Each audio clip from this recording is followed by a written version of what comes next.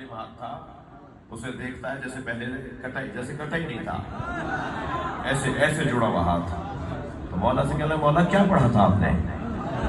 اب یہ وہ بات ہے کہ جو انسان کو اپنی حد میں رہنا چاہیے. تمہارا کیا مطلب کیا پڑھا تھا؟ کیا پڑھا تھا آپ نے؟ وہاں سے بعض لوگ استخارہ دکھواتے ہیں، پھر کہتے ہیں آیت کون سی تھی؟ تمہیں کتنا سمجھتے ہو آیت کو؟ کیا لگا مولا کیا پڑھا تھا آپ نے؟ حضرت نے فرمایا سورہ الحمدللہ رب العالمین آخر تک ولا الضالین.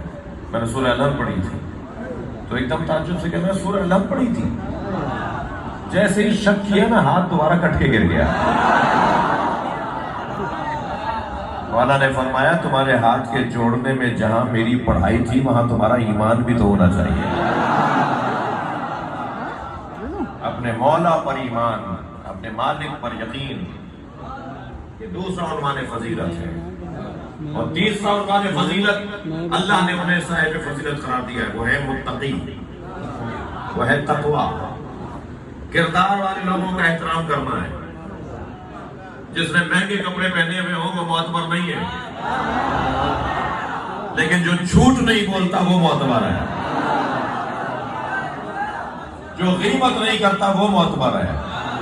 بڑی گاڑی سے اترنے والا ضروری نہیں ہے کہ معتبر ہو، لیکن جو نماز قضا نہیں کرتا وہ معتبر ہے.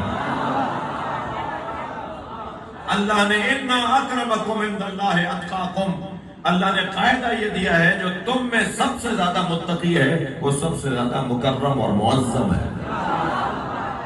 تعظیم اس کی کرنی ہے جو متقی ہو. اور متقی اسے نہیں کہتے کہ جس کے پائنچے اوپر ہو اور بٹن ٹوٹے ہوئے ہو.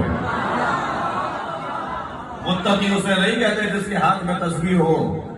متقی اسے کہتے ہیں جو جھوٹ نہ بولتا ہو، جو غیبت نہ کرتا ہو، جو کسی کو دھوکہ نہ دیتا ہو، جو کسی کا مال نہ کھاتا ہو، جو پڑوسیوں کا خیال رکھتا ہو، جو اللہ کی عبادت برابر وقت پر انجام دیتا ہو، وہ متقی ہے. قرآن کہہ رہا ہے اس کی تعظیم کرو.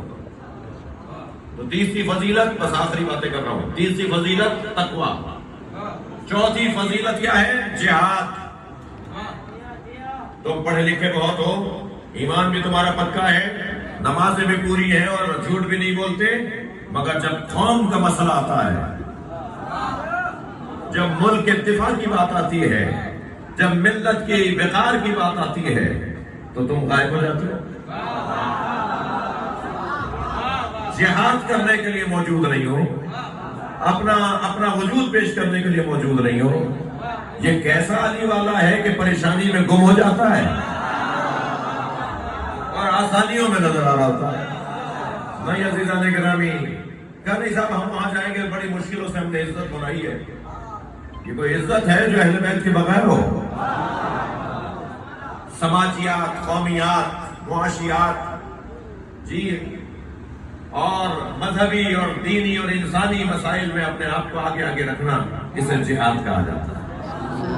اگر مجھے معلوم ہو جائے کہ ہمارے شہر میں کوئی پریشان ہے تو ہم امام صادق کے جانے والے ہیں، ہمیں اس کی پریشانی میں پریشان ہونا ہوگا، اسے جہاد کہا جاتا ہے.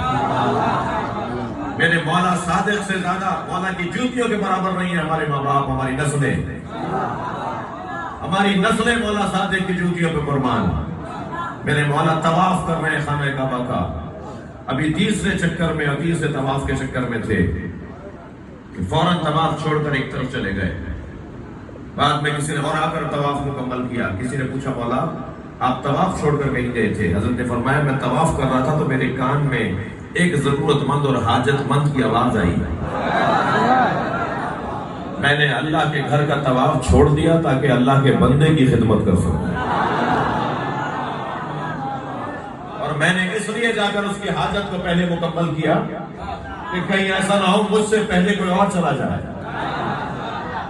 یہ بھی نہ کہیں کہ صاحب یہ تو صفدر صاحب کا کام ہے، یہ تو مثال شاہ صاحب کا کام ہے، یہ تو مثلا فلاں بھٹی صاحب کا کام ہے، یہ جو ضلعی صدر بنے بیٹھے ان کا کام ہے، یہ جو ڈویژن کے صدر بنے بیٹھے محمود حسین چودھری ان کا کام ہے.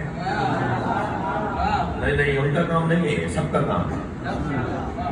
اور نیکی کے کاموں میں تو ہمیں حریص ہونا چاہیے کہ کہیں وہ نہ کر دیں خاص طور پر کسی کو پریشان دیکھ کر اس کی پریشانی کو حل کرنا سب کا کام ہے. ہاں منظم رکھنے کے لیے جماعتیں ہوتی ہیں, تنظیم کو ملحوظ رکھنے اور محفوظ رکھنے کے لیے جماعتیں ہوتی ہیں, مگر سب کی ذمہ داری ہے, کسی ایک کی ذمہ داری نہیں ہے. اسے کہتے ہیں جہاد. اور الحمدللہ اس سال آپ نے ہر سال سے زیادہ اپنا جہاد پیش کیا ہے. ٹھنڈے کمروں میں بیٹھ کر علی اور ولی اللہ کی آوازیں بند کروانے والے ہیں. انہیں کوئی جا کر بتائے علی اور ولی اللہ کی صدائیں سولی پہ چڑھنے کے بعد بلند ہوئی ہیں.